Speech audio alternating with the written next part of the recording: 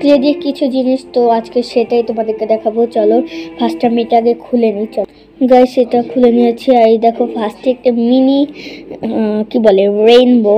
আর guys এটা কিন্তু শুধু রেইনবো না, এটা ইয়ারিং বানাবো। অবশ্যই তোমরা দেখবে আমার সব ব্লগে যে ইয়ারিংটা কীভাবে বানাই, নাও দেখাতে পারি, তো জানি না। আর পিছে এখনো লাগাইনি। এই যে দুইটা ইয়ারিং, কিউট কিউট দুইটা ইয়ারিং গাইস। সবাই তো সাদা কালার বানায়, তাই আমি ভাবতেছি যে একটু অন্যরকম বানাই, তাই বানাইছি অন্যরকম একটা। অবশ্যই বলবো কেমন হয়েছে এই দুইটা। চলো এই দুইটা পাশে রাখি, পরে দেখো দেখাই। এই যে গলার চেন, আমি কিন্তু পুরো একটা সেট বানাইছি। আমি এখনো মানে কি বলে টিকলি বা আংটি কিছুই বানাই নাই। এই যে গলার চেন আমি তোমাদেরকে পরে দেখাতে পারতাম, বাট এখন দেখাবো না, তো এটাকে পাশে রেখে দিই। এই দেখো গাইস রেখে দিয়েছি সব।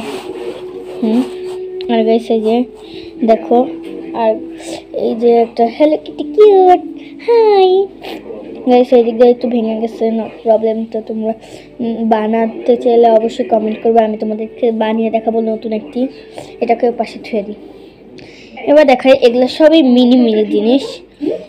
এই যে একটি মিষ্টি কুমড়া, এটা হচ্ছে একটি ফল বলে।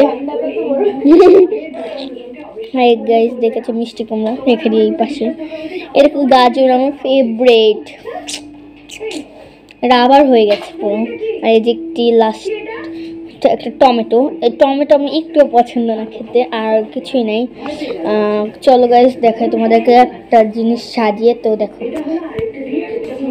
গাইস, এই দেখো কত কিউট ভাবে।